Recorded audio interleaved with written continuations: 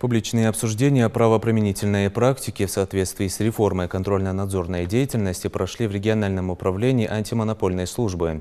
Такие встречи в ведомстве проводят ежеквартально. Одна из главных целей совещания – донести до широкого круга органов госвласти республики, какие нарушения допускаются их коллегами и какие дела возбуждаются в связи с этим.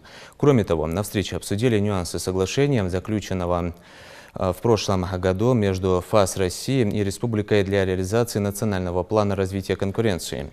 Работа в этом направлении ведется согласно указу президента Владимира Путина и обозначена как приоритетная деятельность для всех органов власти на ближайшие 3 года. Мы рассчитываем на эффективное исполнение национального плана развития конкуренции, так как при его реализации, эффективной реализации, экономика республики она должна уйти на шаг вперед.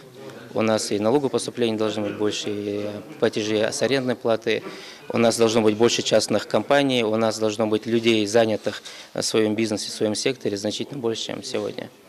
Это не просто декларация для того, чтобы выполнить план очередной, это приводит к тому, что у нас получается больше рабочих мест, больше предприятий, и развитие, процветания экономики республики.